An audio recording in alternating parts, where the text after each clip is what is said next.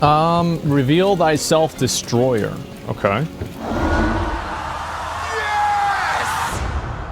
Ladies, gentlemen, and monsters of all ages, over the last couple of weeks I've been following and watching Asmongold's progression from brand new baby-faced hunters starting out Monster Hunter World for the first time, all the way to where he is now, and I just find that I really enjoy talking about and analyzing hunts from a new player and seeing actively how they are advancing in every hunt that they do. But of course there are high points and there are low points too, and well, today we are also going to be watching and talking about a couple of more hunts as well, some pretty big milestones in fact, being the final boss of the Iceborne story itself, and then a certain walking Dragon Ball reference DLC monster, both of which I am quite excited to see how he gets on with. There is also something that happened on the way to this that's worth talking about, and that is Asmongold's experience with Velkhana. To round it up extremely simply, between the starter half fight in the base and then the full proper hunt on the Hoarfrost Reach, he spent around an hour and 45 minutes from start to finish, including, yes, a triple cart on the first proper part of the hunt after quite a long hunt timer too. And while there are of course a ton of people just dunking on him for the sake of it, like, ha, you finally got murdered for the first time in a long time, I think it's important to take a step back here and look at some other perspectives on this. For example, this one, which is trying to explain why triple carting in this exact moment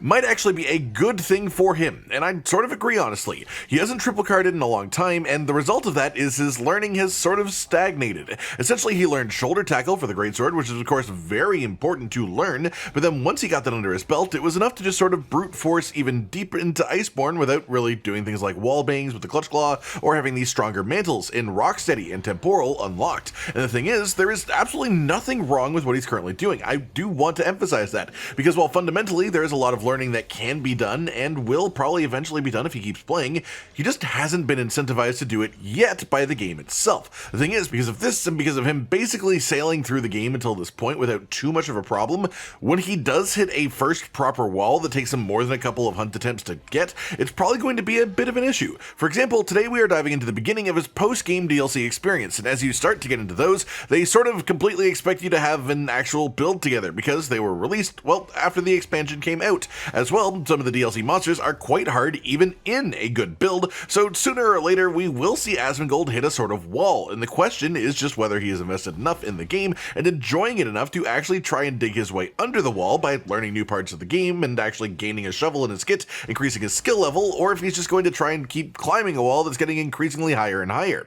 Then we have a whole other side of the community that I'm quite well aware exists that seems to just get a bit of a sadistic pleasure out of seeing people struggle with certain monsters. And don't get me wrong, it's always at least a little bit entertaining, especially if it is a monster that has beat the shit out of you yourself in the past, but personally, I like enjoying moments of growth rather than just struggle for struggle's sake. That said, if you're looking forward to Rajang, you don't have to look too far ahead here. A couple more quick things then, one being that this face is what happened when Asmongold realized after doing both Velkhana and Seething Basil Geese that he did not have Health Boost Charm equipped for that entire time, which could easily have been the difference in that triple cart that he did have. He would have had a lot more health as a result of that, so it's quite an interesting thing to note there too.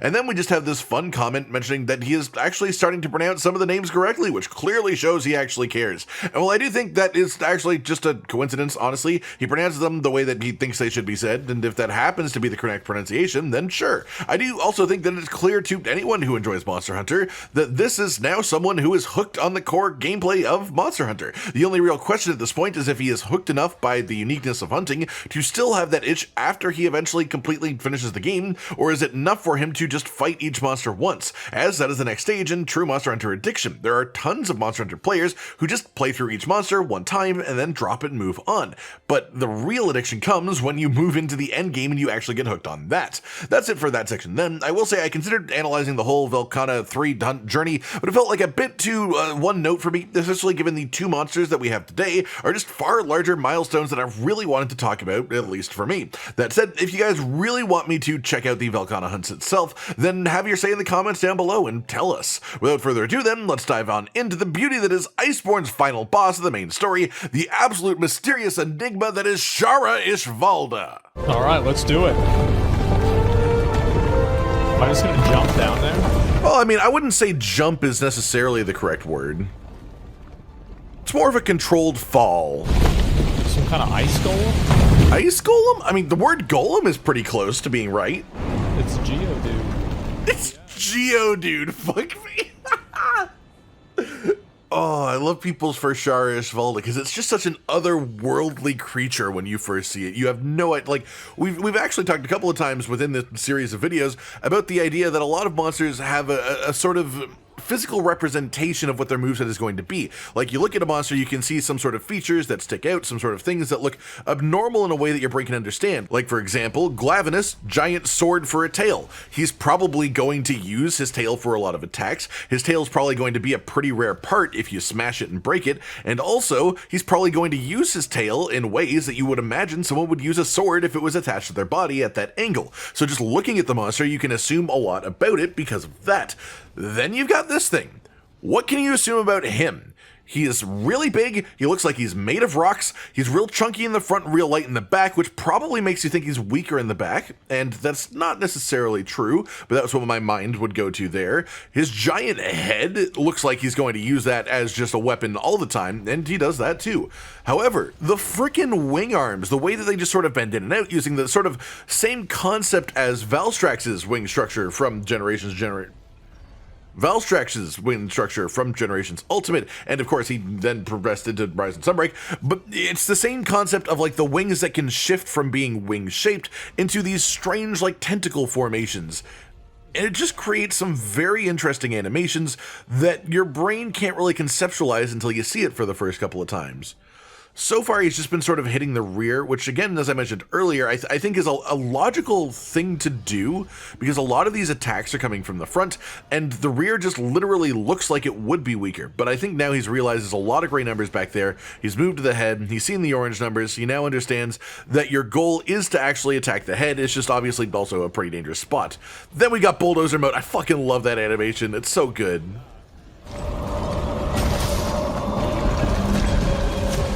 He's getting some real good head damage out here. It is worth pointing out, like, you can see that, like, it feels smoother, doesn't it? Like, watching him, it feels like he's going a lot faster with this whole thing. And there's a good reason for that. You may have noticed he's got on Damascus chest and waist, which in the Master Rank versions, put together, give you 3 focus, which means that he's finally learned about the concept of using focus by this point, which is excellent, because focus on Greatsword just makes your charge attacks literally charge faster, which means that you can get more of them out in smaller windows, and a lot of the times there are windows that monsters have, like a lot of the monsters in the game have knockdown periods or flinches that are literally just short of the amount of time it would take to do a proper combo with the the explosions. Of the time it would take to do a proper true charge combo, the slash, the shoulder bash, however you get it. They're like half a second short of being able to just true charge the monster while it's still on the ground. Usually the true charge connects as the monster is standing up, unless you just happen to be right beside the part you wanted to hit already. That said, if you get focus, the few little bits that shaves off, so the few little bits of time that shaves off on your charges, lets you hit it pretty consistently on downed monsters, which lets you do it with a lot more precise aiming and hit where you actually want to attack. Ooh, he didn't like that. No, that was a good Clutch Claw. You actually got the Clutch Claw flinch from the Clutch Claw attack, which is a funny thing to have happen, because obviously that Clutch Claw flinch is, hey, you can Clutch Claw me now, which, I mean, you just did. You just tenderized his face. I mean, sure, there's flint shotting possible. He doesn't really use flint shot yet. I'm excited to see if he will learn flint shot at some point through this journey. It's worth mentioning, of course, that there's been quite a few hunts since the last one that we actually properly watched. We did talk about Velkhana, and obviously since then he's done things like Black Veil, Valhazak, he did Seething Basil Geese, which we talked about. He's done Namiel, and obviously the Runer Nergigante before this, the little precursor Runer. It's not the full Runer, but it is the precursor story version of Runer Nergigante. And I guess in that way you could argue that proper Runer Nergigante might even be the base game final boss, because you don't get his full fight until later on.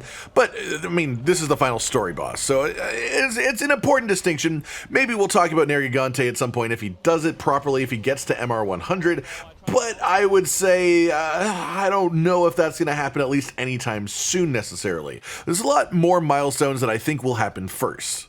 Oh, they hit me. Heal me, stupid. Maybe that's the trick. Like, he just insults his cat, and his cat has been absolutely, like, fucking legendary levels of... Ooh, that was a good little shoulder tackle. That was nice. Like, I'm always too nice to my Palico, and my Palico rarely helps me. So maybe the trick is just, like, yell at him. Not even yell at him. He's not even yelling at him. He's just insulting him casually, you know? It makes it much less aggressive and much more just like, hey, like, we both know that you're dumb, so could you just, like, listen to my instructions, please? I rolled into it. You did. That was a rough one. I can't roll into it. I can't collide with the character model. Oh, that was a good shoulder tackle. Another good shoulder tackle. A third good shoulder tackle. True charge. Face. Oh, that was really good as a sequence. Oh, he's going again for it. Look at that. Even used a true charge, the shoulder tackle dodge skip into a second head. Oh, that was incredible. Honestly, I don't think Shara is too far from revealing phase 2. He's been getting some really good true charges out on the head here. And he's using a pretty high-end greatsword for this stage of the game. He's using a really high upgrade version of the Nargacuga greatsword to the point where it has purple sharpness. So, like, having purple sharpness on a really good raw weapon for a greatsword especially, you can't ask for much more at this stage of the game. Oh, just missed as the head sank into the sand. Very unfortunate timing on that. However, he's getting some good hits out here again. At the very least, in this phase, this monster is exceptional for what Greatsword likes, which is slower, larger, harder hitting monsters, because it makes it easier to hit them, positionally speaking, because they're larger, so you find a weak spot like his giant ass head, which makes it very easy to hit it, but then you also have the fact that they are slower, which means that you can actually get more of your larger attacks in. You can recognize where the attack animations are and fit in the little gaps in between them, which he's actually been doing a pretty good job of, which is why he's getting a lot of good head hits, and that's what Greatsword is good at on fights like this. And he's even finding his little moments where he can use his shoulder tackle effectively to get even more of them. Got it. Again, really solid hits on the head here. Oh, this is it. He's breaking. Oh, he doesn't have a good view of it. Oh, he's seeing the tentacles. Surprise! He's just trying to sharpen the whole time. He just looks confused. It's like, I don't know what's happening, but I need my purple back. Oh, I wonder how he's going to be able to interact with the whole concept of the wind, like the vibration air beams coming from the tentacles specifically. We were talking about it earlier with like his base phase 1 form where he's just this big rock golem, and it's sort of hard to actually predict what he's going to do based on what he looks like compared to a lot of other monsters. But here you have his second phase 2, which again, until you see how the actual vibration air beams work, how on earth could you predict some of the things that he does with it? Like putting them all together to do like a Death Star forward beam, the little tiny pokes that he shoots out with, like this one. How would you expect that? But he's more of a monster that you have to learn by watching him work rather than just sort of making assumptions based on the way that he looks, is what I would say. I do wonder if he's going to try and go for the tail now, because he did stop doing that on rock form after a while because he realized it was doing very little damage. I'm using a lot of my potions, man. Yeah, you are going through potions fast. Every time you get hit, you take a ton of damage in this fight, especially in earlier gear. Okay, maybe not every time, but there are reasons for that. But there's a lot of big attacks, and it takes a lot of healing to heal through them. Oh, he's in a bad spot. Okay, he's being given a moment by Shara, and he's not healing. You're crazy. I love it. I mean, he hasn't died yet. What does he have to worry about? He's just going for it. Is he going to heal now? He is.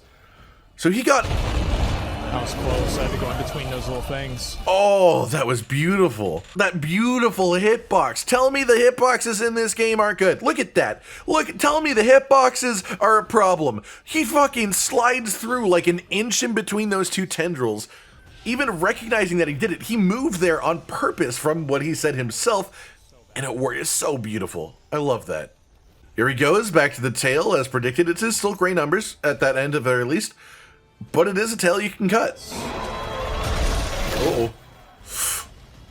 Oh, you got to be very careful with that, because Shara can push you back, which is really good.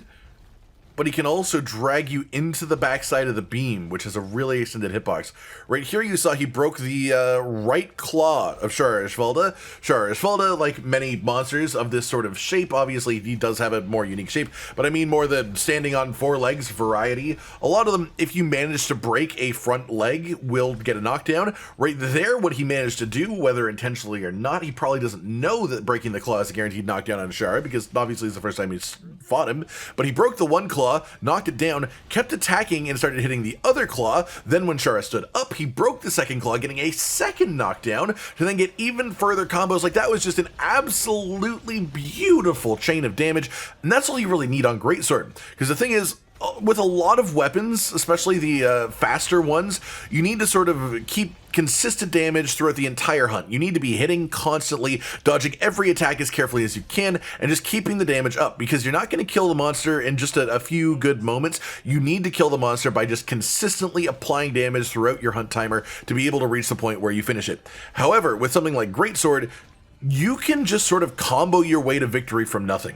You can do no damage for 10 minutes, and then if you manage to chain, flinch, and knock down a monster correctly with true charges, you can kill it in a couple of minutes. Because Greatsword, again, as we've talked about multiple times in the past, is not balanced around the concept of you hitting every attack. It's balanced around the concept that you're gonna miss sometimes. In fact, you're gonna miss probably about half of the time, especially the larger attacks, which take more time to actually wind up. So if you wind up just hitting a chain of true charges, you can make up for minutes of not doing damage in seconds. Ooh, another big beam. He's been pretty good about getting out of these. Been quite impressed with that. Like, it is a pretty unique kind of attack, especially the way he moves backwards as it's going.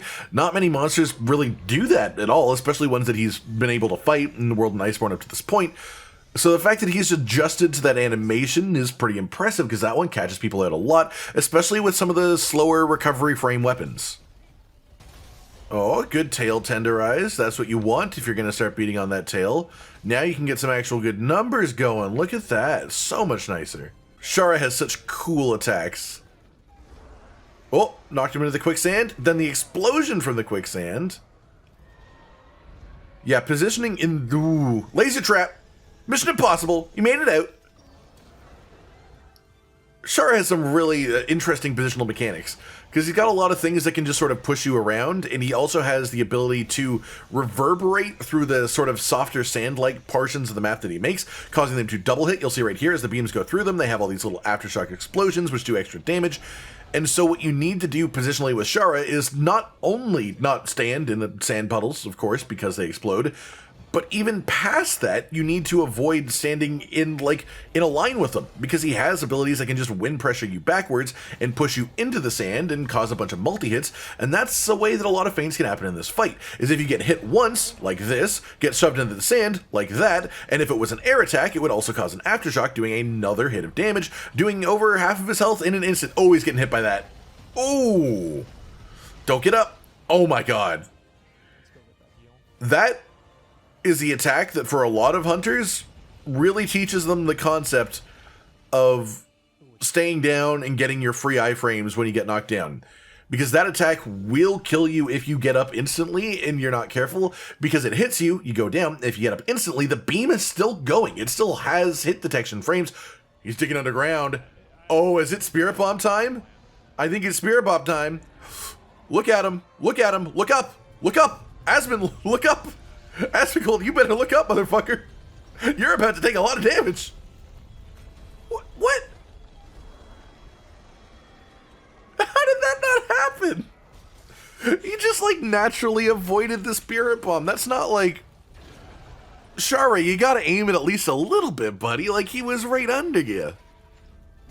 Look, I'm not complaining that he didn't get hit there. I'm just really confused about how that didn't happen, because I feel like any other hunter I've seen in that situation has the Spirit Bomb aimed where they are, and then they just sort of explode, because the usual way that you evade that attack is by outranging Shara Ishvalda, going to the opposite side of the arena from him, so that his maximum throw distance is not within the radius of the Spirit Bomb itself on you, so you don't get hit. Whereas what he did was the exact opposite of that, and it also worked out that time. That just doesn't normally happen. Easy. That rake attack is getting him a lot. It's hard to recognize the animation for if you don't see it from the top. Is he getting up instantly? He is, but he's fine. Just barely, but he's fine. Oh, the eyes are open. He's doing extremely well then. If the eyes are open, that means he's getting there. Cool facts about Shara Ishvalda's eyes. One thing I've always said, lots of people have always said since the beginning, that's gonna hit him a little bit. That didn't do any damage. Good job, Divine Blessing. Shara's eyes, it's like they're following you. The second he opens his eyes, once you get to that health threshold, they always look like he's looking directly into your soul, no matter what angle you're looking at him at. And recently, there was some weird discourse that came out where people were just like, yeah, well, technically they're not always following you. It's just a flat image that's under his eyelids, so that no matter what angle you're looking at them literally flat on. It's 2D. You're looking at a 2D image that is the same from every angle because it's always facing you, and that's just how that works. And it's like, yeah, okay, but like, it still has the effect of making it look like it's always following you. And that was something that they purposefully did and intended. I don't know why people get so just weirdly meticulous about that type of description. It's just like, we're just having fun talking about the parts of the monsters that we like. It doesn't matter if it's because it's 2D. That's like, it's the intended effect. Ooh. I was talking earlier about the sadistic hunters as well, the people that want people to fail sometimes. And I won't lie, I sort of just want him, I want him to faint one time on this hunt. And not just like, I think that Shara deserves it. I want it to be in a specific way. I was talking about it a bit earlier with the concept of that big beam that he does, the Death Star firing beam where he puts all of his tentacles. Well, he has just died. That was what I wanted. And he got the Vigor Wasp revive. He does have Vigor Wasp revive. Uh-oh. Oh, this might be exactly what I was about to say. Is he going to stand up instantly? But the beam ended. Okay. So it was like a lot of people struggle with that beam because it has those extra frames where if you get up too early, if you get hit early in the animation and you get up too fast, you will get hit a second time instantly. If that had happened there, he would have died. And what I'm trying to say is there's a lesson that I think he should learn sooner rather than later, which is the concept of just the sheer amount of iframes that you can get by just not touching the movement stick once you hit the ground.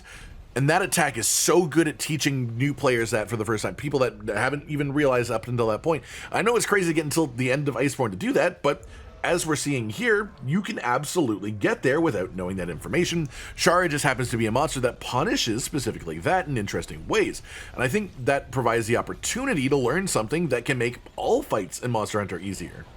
So I sort of want it to happen just so he has that opportunity to learn, because I feel like he learns a lot better by seeing something happen in action and wondering why it happened and thinking about how to fix it, rather than having people just tell him what to do.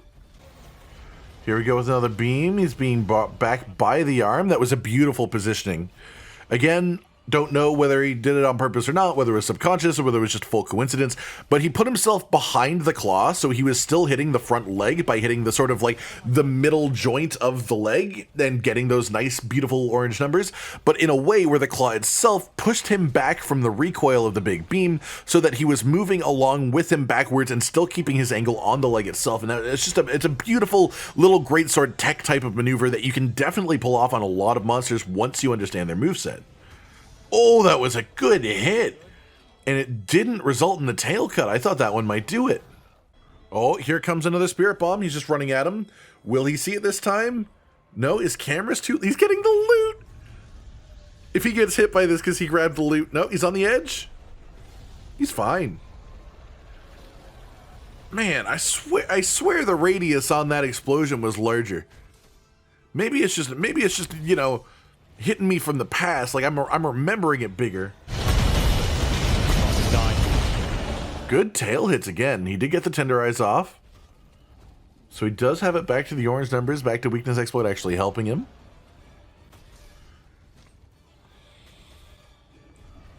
Oh, he can turn enough to make this hit. Not the tail, but that's a solid chest hit. Can't complain about that. Free moment, do the charge, or just do a tenderize, I guess. That works. You don't need to... Oh, yes. And he just got him. He's killed him. Yes. And look at that face of satisfaction. Listen to that. Bro, I was running on fumes. I got the gem. Holy shit! On my Oh my first god, kill. he got the fucking mantle. Look at that. Oh my god. I hope I don't have to re-kill Nergigante. Yeah, I probably do, right? Wait, what the fuck? No, bro, are you? No! No, are you kidding me? It's alive? Jesus. Damn. So And that's it for the main story of Iceborne itself right there. He's actually got Shara Ishvalda down. He's about to get some more credits, some more cutscenes. There's going to be minutes of this stuff. But I just wanted to stop here and say, I mean, good goddamn job. He did really well. 26 minutes for his first Shara Ishvalda shows that he had pretty good gear. He got a lot of good hits in. There was a couple of points where I brought up the fact that he was getting a lot of good chains of true charges, which is something that when Greatsword gets just makes it such a smoother experience, such a faster hunt, such a more comfortable one as well. And it's something that you have to actually work towards getting. And while it's not the easiest thing to achieve, when you get it, it does a lot of good. And you can clearly see that he got a lot of good chains of true charges there and made a monster that's normally a really big pile of HP actually quite achievable in a reasonable amount of time. After that, I want to move on to our second hunt of the day, which you might have guessed it from the previous mentionings of it before, is going to be Rajang, the gigantic frickin' monkey monster himself. And this is just one that everyone looks forward to seeing a new player's hunt experience with, because he is just known for pummeling people into the dirt. Absolutely. He is one of the hardest monsters consistently throughout various generations. Obviously, if we're talking about hardest individual quests, you got stuff like new generation Fatalis, but Rajang himself is just known for stomping people who aren't quite ready to fight the harder upper echelon of bosses in the game, and he does a really good job at it. So I'm sort of excited to see how he does here, especially with the amount that it seems that he's been learning over his recent experience with the last few hunts in Iceborne. So let's check it out. That's a big boy. Big boy. Bro. I love imagining this part of the cutscene with the concept that the Admiral is just buried under that pile of rubble on the right. Like, that's literally what happens to him in the first part of the cutscene before we actually come down here. So in theory, he's literally under that pile of rocks right now as we're standing here, probably unconscious because he's not saying anything. And we're just sort of like 2 feet from him. We have no idea. You'd think maybe even the scout flies would be able to tell us that there was something under there, but he's just sort of there, hibernating and waiting for his moment in this cutscene, which happens just a little bit afterwards. Such a cool cutscene. Like, what an incredible way to introduce Rajang, both to people who know how much of a badass he is already, and to people who have never seen him before. Like, especially because if you've played the game before this point, you have probably fought Kirin at least a few times, especially because you have to before you actually fight this Rajang specifically. You know how much of a just absolutely badass monster Kirin can be, so seeing Rajang just do this... Damn. Exactly. It causes that reaction whether you know who Rajang is or not. It's fucking badass.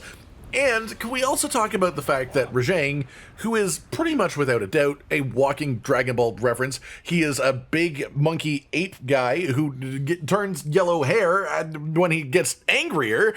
And not to mention, in this cutscene, what is he eating? The horn of a Kirin. What are the first 2 letters of the word Kirin, the name Kirin? What's the first syllable? Ki. You know, like Ki, the energy form from Dragon Ball as well. Like, I mean, obviously, and other things as well, but it's just sort of, it's another little overlapping reference that I imagine is entirely actually intentional, that just will slip by a lot of people who don't notice it. I think that kind of stuff is awesome. And here comes the Admiral's big cutscene moment. You never see him wield a weapon, you do see him hold a rock. But can we talk about how impressive that actually is? Like, yes, he's just sort of holding against a rock, but the pressure force of a literal laser beam made of whatever type of electrical energy that is, that would be insane. Like, to move at a speed where you can create a constant beam, not to mention one of that size, no matter the density of the particles, like, That is an insane amount of energy being propelled onto that rock and trying to push it. And he wasn't even like sliding along the ground as it was pushing him backwards. Like notice how Shara Ishvalda doing his beam coming out of his own body recoils backwards. We talked about that earlier. The Admiral can hold on a fucking Rajang beam with a rock and he doesn't even fucking budge. That was impressive as hell. And yeah, he did need a bit of a hand getting out afterwards, but just the fact that he had the strength to do that even for that moment is insane.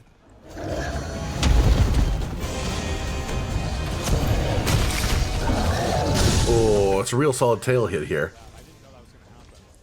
It's a breakable tail, not a cuttable tail, which means the less chance that he will go for it in general. However, Rajang is a monster that absolutely incentivizes you to go for the tail long term, because his head is his weakest spot, of course. As he enrages, his head will still be his weakest spot, but one special part of his enrage is if you do enough damage to the tail, if you get a flinch on the tail while he's enraged, a proper flinch, then what will happen is it knocks him out of enrage. It de-enrages him, which is absolutely excellent because he is a nightmare when he's enraged. He's already fast enough as he is as a base monster, not to mention when he gets his second stage enrage, sort of, where he goes full Kaioken, makes his arm go all red and all hard, and you can't even do damage to his head really with a lot of weapons because the arms will just bounce you and get in your way and make it impossible to do proper damage to the front side of him, which then of course just incentivizes you to hit the tails. It's the only part you can really hit anymore, but the tail also knocks out the enrage. This is the first time I've seen him get properly pinned. Just thrown into the lava, smacked in the face. He's gonna get out of this before it smacks, I think. Yeah. Jesus, calm the fuck down, man. I don't think he likes being grabbed. Honestly, fair enough. I will say, he's gotten a lot better at mounting over time. Like, he learned how to mount pretty early on, but they're pretty consistently solid mounts at this point, which is good. It really helps with gameplay to get these extra knockdowns, especially with Great Sword, a weapon that benefits a lot from using aerial attacks in general, because they're just really strong for it. Slightly mistimed. Obviously, didn't know what the pinball attack was going to be, but if he had timed that a quarter of a second later, then he would have smacked Rajang as he came down from the pinball, and that would have been beautiful. Okay. The handler warning him about the red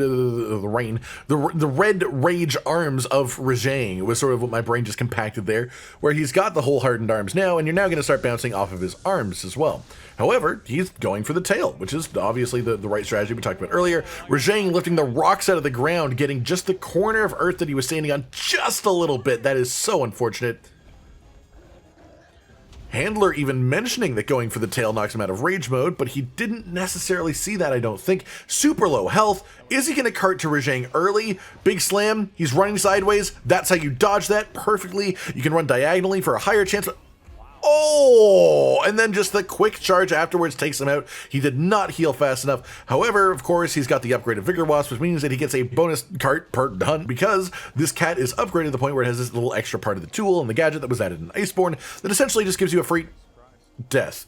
However, he wasn't able to properly recover after that free recovery, and so he did have his actual first death. Basically, he's had 2 cards, but he's only had 1 proper counting card, so he still has 2 left. He also has had Fortify activate, which is good. He runs Fortify because he knows that he's ready for these types of things, and obviously having Fortify makes the hunt easier from that point forward. So even though you have to play a bit more carefully, you do get to do a bit more damage and take a bit less damage as well when you're hit because of having Fortify. It's also something that I recommend absolutely heartily for new players, or even just for people doing fresh playthroughs, because it's something that can help you throughout your playthrough, especially if there are monsters that you struggle with. If there's a monster that you hit that's a wall, Fortify is 1 skill slot. It is a simple little decoration that you can get as well, even if it's not in your armor, and if you use it, it just makes your experience that much easier. If you're fighting a monster that is dangerous enough to cart you, then Fortify is worth it 100% of the time, especially if you're hunting solo, where you're going to be the only one carting when you're carting. My big weakness is like aggressive monsters. That's what I'm really bad at fighting. You say that, and I'm not sure if I'm necessarily misunderstanding you, but it feels like you're saying that that's what you personally are bad at fighting. However, it's more of a case that Great Sword isn't great at fighting them. Obviously, it can be once you know their movesets well enough that you can position for their crazy mobility, but they are the hardest thing to predict the movement of seconds ahead of time, and that's what you need to be properly successful with Great Sword. Obviously, you can just get a good chain of true charges off of some good flinches, some good knockdowns, stuff like that. But getting to that point in the first place is really difficult. It's hard to do that base amount of damage on a monster this fast and this small, because Rajang is very small as well, comparative to a monster like, for example, here we have a beautiful Azure Rathalos. Oh, is he going to do the turf war? It's such a cool turf war. Please do the turf war. No, no more turf war. That's sad. And Azure Rathalos is leaving anyways. But point being, Rajang is pretty small compared to something like even an Azure Rathalos. It has maybe half the actual volume of body for you to attack, and even past that, its actual weak spot is its head, and sometimes its tail when it's enraged if you don't want to be hitting that area, if you want to be canceling that. Okay, the beam got hit by that, did a lot of damage. He is taking a lot now that he's into the DLC monsters very quickly. However, that said, I'm quite interested in the way he's been able to hit this Rajang anyways, because Rajang is a difficult one for Great Sword just because Great Sword needs to hit these very precise angles because of the fact that you have to do it so far ahead of time. He's got the sleep here on the Rajang, but he's only going to be able to make full use of it if his cat wakes him up here. McConnell, of course, is going to do that because he's been a very effective cat. Okay, not this time. Health booster. I wouldn't bother sharpening. I would go for the big hit. Okay, he's just going to go for the half hit. That's fair. Go for the one you know you're going to get. Get the 700 damage. Break a horn. That's really solid. It's just a good hit to get. He could have done a true charge there, but he didn't. Fair enough. He'd rather go for the thing that he knows he can get 100% of the time, rather than accidentally hit with like the first half of the true charge or just not get a sleep hit at all. And that is a respectable, safe way to go about it, given that he's had one faint, he's struggling to get the damage in, he just wants to get the consistent stuff that he can consistently get. Oh, here comes another pin. Back in what we were talking about with the actual size of Rajang, we were talking about Azure Rathalos earlier. Think about Azure Rathalos' head. Azure Rathalos' actual head, like hitbox, the amount that you can hit, probably 2-3 times the size of Rajang's head. Most of the time, if you aim for the head, unless you're extremely precise, you will hit the arms. And hitting the arms becomes a problem when he goes super bred arm mode, obviously. So it's just a point of, like, he's really fast, of course. He's agile. He jumps around the place. He does pinball slams. He basically has teleport levels of speed sometimes, and he does things like that where he just hops out of the way with no warning. But that's not the problem in itself. If he was fast but large, you could at least still keep damage on him, and as you keep the damage on him, you would get some knockdowns, which would let you get some more consistent, larger hits of damage. It's because he's also small that makes it really hard. As well, a lot of people talk about the concept of Rajang being a glass cannon, like, oh, he does so much damage, but he also has so little health. He doesn't actually have less health than other equivalent monsters, really, in any meaningful way. He's not really a glass cannon because of that. However, he sort of has these very relatively nice flinch thresholds where if you can hit his weak spots, because they have such high hit zones on his head, if you can hit them, you can get more flinches, you can get more knockdowns, and that can lead to faster kills. But it also has a lot more skill requirement to even get to that point. So in that way, yes, he is sort of a glass cannon. Like, it makes the fight a lot easier if you can apply the damage consistently than it will with other monsters, necessarily. But to get to that point in the first place, you have to have a good understanding of what he's going to do. Yeah, he's trying to paratoad the Rajang here. Incredible. Oh, come on, Rajang. Give him something for this. Oh, he's just going red arm mode. He's going to skip it entirely. He walked through it. Only one tick, though. That's not enough to cause a paralysis on an enraged Rajang, sadly. Nitro Toad, though. I do like seeing him, like, actually use these toads. That is nice. Running sideways, good way to dodge that. Excellent. So there was just him sort of limit testing his speed versus the tracking of things like the slam. And with that, he's becoming a lot more comfortable with dodging Rajang, because he now understands that if you sheathe and if he's sprinting, you can pretty much just dodge any attack that he does, even without rolling, just positionally running in a direction. The problem is when you are caught in animations. That's when Rajang catches you out. So yeah, there's like just no downtime with this boss. Yeah, pretty much. The only downtime you get from Rajang is downtime you create by either getting flinches or knockdowns, or avoiding attacks so well that you get that extra moment to charge an attack. As well as we've actually talked a fair bit recently in the recent sort of hunt analysis videos of this that I've done about the whole enrage and fatigue cycle, and how while it does feel like you want to go full tilt all the time, you always want to be trying to do as much damage as physically possible. There's sort of this cycle that you want to ride where monsters are more dangerous when they're enraged and they're a lot easier to hit when they're fatigued, and how you sort of want to focus on being a bit more defensive when they're enraged. And Rajang is like a personal one monster masterclass on that concept. When he's enraged, he is so much ridiculously more dangerous than he is when he's not enraged. Not to mention when he gets his red arm mode, he starts doing tons more damage. The enrage makes him faster as well. He starts bouncing your attacks from the front so you can't get damage down on him, which makes it a lot harder to flinch him and stop his attacks, and he just becomes absolutely relentless while enraged. However, you can hit his tail to knock him out of enrage, and there's also the fatigue stace that you can ride when he's not enraged too. Here you have another pin with red arms though, so this is going to be a lot more dangerous of a pin. This could be really bad if he doesn't get out of it, but he should be able to roll just in time. Got the aftershock damage from it. Divine Blessing though, cut it real low, and enrage is over. This is when you want to go full damage mode. Sleep time. Oh, I think that's going to hit with the yeah.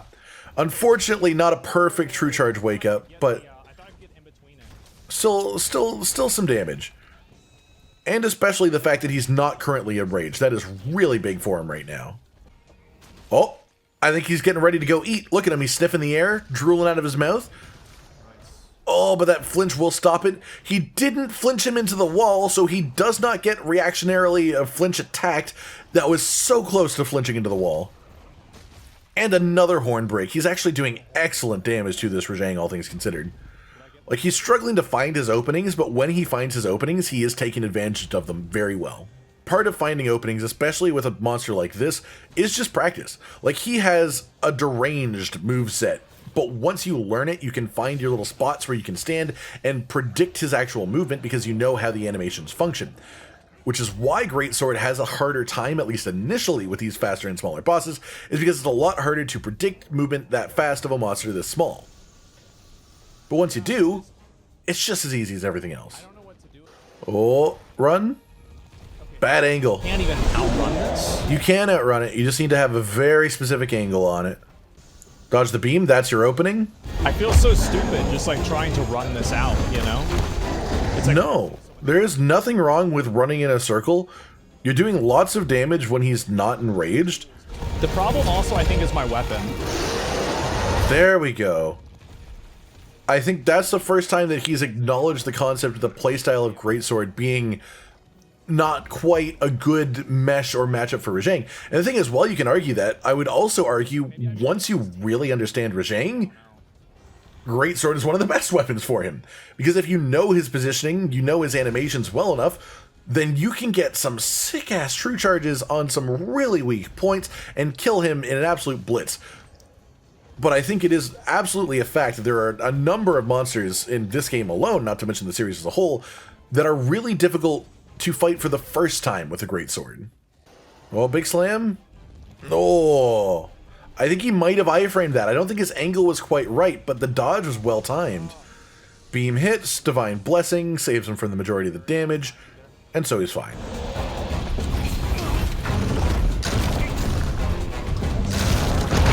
Here's an opening. Good, solid hit. Again. Look at Rajang, going full in on McConnell. 3 hits on McConnell right there. That is crazy. That's bad timing, really bad timing. Ooh, and the pin again. It is one of the tougher pins to avoid in the game. Big hitbox, quick animation. Tight corner makes it hard to avoid this. Yeah. I wonder why I wasn't able to get out of the stun at that time. That wasn't able to. I have the answer to that, actually, which is just what I was about to talk about right here. It's because he's so close to a wall. If he throws you the maximum distance that he can throw you, like if he throws you in an open area, what happens is you go the whole way, you keep sliding further. Right here, you stop sliding because you hit the wall. You could have gone about 3 feet further. And what that does is it changes the timing of the actual interactive frames between this punch and the ground. If you get thrown the full way, you have about 2 more frames where you can dodge. And so it almost perfectly lines up with the iframes of when you can stand up, is when you can dodge, is when you will dodge to avoid that punch. However, if you you hit a wall, specifically if you don't go the full distance or something like, for whatever reason, hitting a wall is just a good example in this situation, that makes it so you don't get up quite in time before the actual hitbox connects with where the hunter is, because you're just that little bit closer to him and where the punch is connecting. Essentially, it's the punch is connecting with like your chest or your head instead of connecting with your feet, which just means that it touches slightly sooner, and that's the reason why. Oh, hey, it's Savage Devil Joe. Oh, they're gonna do the turf war. Come on, do the turf war. Oh, they're doing the turf war. No, watch them. Watch them, God damn it. Thing is, I think Rajang's actually pretty low at this point. I think he's been doing good damage to have the double horn break. So this turf war could, like, put him so much closer to death. And unfortunately, what that's also done is enraged the Savage Devil Joe, who is now going to follow him through the rest of this Rajang hunt, more than likely, isn't he? Oh my god. Oh, Rajang with the just absolute massively high-level brain play right here, where he engages in a turf war with the Savage Devil Joe, potentially putting himself in immediate danger. But to initiate the long con of now Savage Devil Joe is a part of this hunt. Now Savage Devil Joe will follow you around if you're not careful. Ooh, he got a nice head hit threaded in between the arms there, but he did have to trade for it after the fact. That will hit him if he doesn't dodge right. That was good. Vigor Wasp, nice. Rajang attacking the cat, didn't even hit him. I would have shoulder tackled that. I thought he was doing the beam. Yeah, he thought it was the beam instead. Okay. Fair enough. Yeah, he rolled to the side. If it was the beam, then that was the right call. That's one of those moments where you have to learn the animations to know how to react to it. But for future reference, if you're ever in that situation where you're already swinging a great sword and Rajang's about to do the giant slam on you, you want to shoulder tackle that. You want to start your next charge attack and shoulder tackle.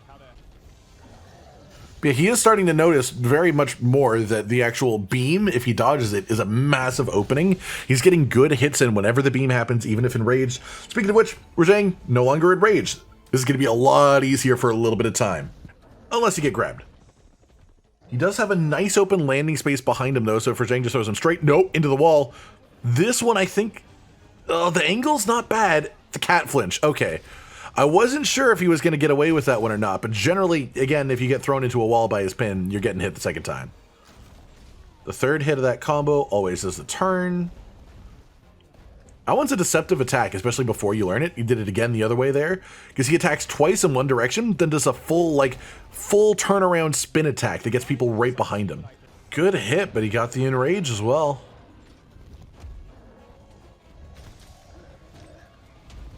Good instincts to shoulder tackle there, because that could have been targeted at him, but it was targeted at the cat, so it was unnecessary.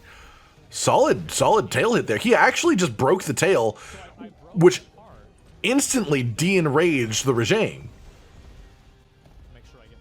Like, that was beautiful. The Rajang enraged, he hit the tail like twice, broke it, and then got the enrage off, which means that he can actually get more damage in safely now than he would have before.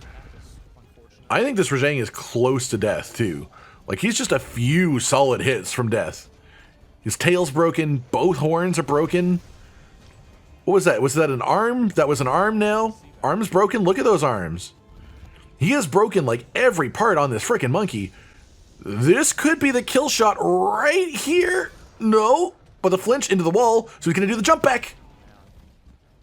I love that mechanic with Rajang. If you flinch him, and again, Rajang is a very positionally interesting monster, because again, if he pins you and he throws you into a wall, it means he's more likely to hit you. But it sort of goes the other way too, where if you flinch him and there's no wall behind him, you are in a good position. If you flinch him and there is a wall behind him, then he will sort of use the wall for momentum, push himself back off of it, and attack you. So essentially, flinches are dangerous on Rajang, unless there's open space behind him. So essentially, you just want to fight him in as much open space as possible, consistently, all the time.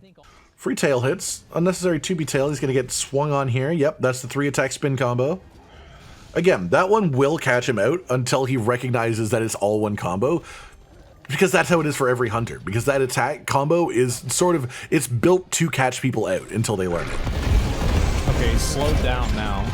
Yeah, he is fatigued. You can see that drool just piling out of his face. Beam doesn't even do anything. Okay, so the thunder, apparently whenever I broke something on him, that made it to where he couldn't do this thing. Not quite. So he's recognizing some things, but he's not knowing what to attribute them to. That's one that we have talked about in the past, where when monsters are in their fatigue state, they lose the ability to actually use their elements properly. There, what happened was he was fatigued, so he couldn't do the Thunder Beam even though he did the animation. Now he's enraged again, so clearly he can do the Thunder Beam again because he's no longer fatigued. So you can see it very instantly, the difference between those two states. And now Rajang is attacking a random fucking wing drake that's in the zone. Oh, that's lovely. He's still just beaming that wing drake. Why is he so angry at the corpse of that wing drake? That's hilarious. Oh, a solid tail hit. Not quite enough to get the actual knockdown and the actual enrage ending. Here he's tenderizing the arms. That's a rough thing to do to a red Rajang, but he doesn't know. He doesn't know. Slam. Good angle? Yeah, that looks like a good angle. Oh, nice little tail snipe. There he goes. Even on a red arm hit, 82 damage finishes him off. I knew he was close. He has been so damaged. Well done. One cart, technically two if you count the vigor goo from the cat, you know, Palico gadget upgrade, but we'll call it one cart. Really quite good. First Rajang. I'm not surprised he took a card off of you.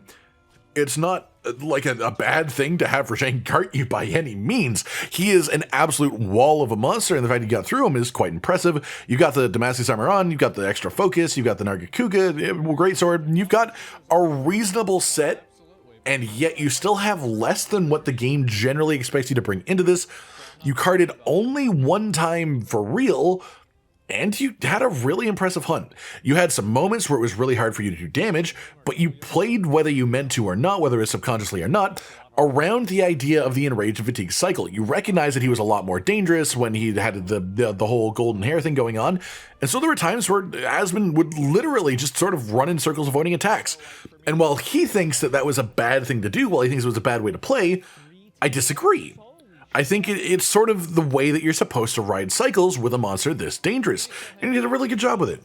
And that's pretty much it for today then, everyone. Those are the hunts that he's done, the way that the community has been talking about his recent interactions with Volcana as well, and I hope that you've enjoyed all of this. I mean, I've been really enjoying following this. He's clearly putting more attention into the actual skills in his build. He's focusing on health boosts. He's got full focus now, so he's got a lot of utility going on for his actual weapon to make it easier. He's learned how to use shoulder tackle and incorporate that. He's learned how to tenderize with the clutch claw properly. Even if he hasn't learned flinch shots yet, he has learned that part. He made it through Shara Ishvalda. He made it through Rajang. He made it through Rajang, and that is an impressive milestone for anyone, and it was just fun to watch, honestly. And I just enjoy watching Asmongold progress through the game, just as I enjoy watching most new hunters play it for the first time. And I hope you've all enjoyed watching it too. Let me know if you want more of this down in the comments down below, of course, as he will continue, and of course we will cover the very later stages of his journey, but there are some more milestones along the way to that too, some more DLC monsters that will just become progressively harder and harder and push his skill to the limits where he might actually have to learn more. So let me know if you want to see more. Like if you liked the video, subscribe to the notification bell for more, and most importantly, ladies and gentlemen, until next time, stay sweet. Josh, Cotton, and Hollow with the videos, dropping the humor like a hammer on your tippy toes, bringing entertainment on a daily arrangement to take our insanity and turn it into entertainment. Yes, I said entertainment twice, to reiterate that it is nice to look into your faces on a mostly daily basis when you let us in your homes to make the whole world a stage. Goodbye.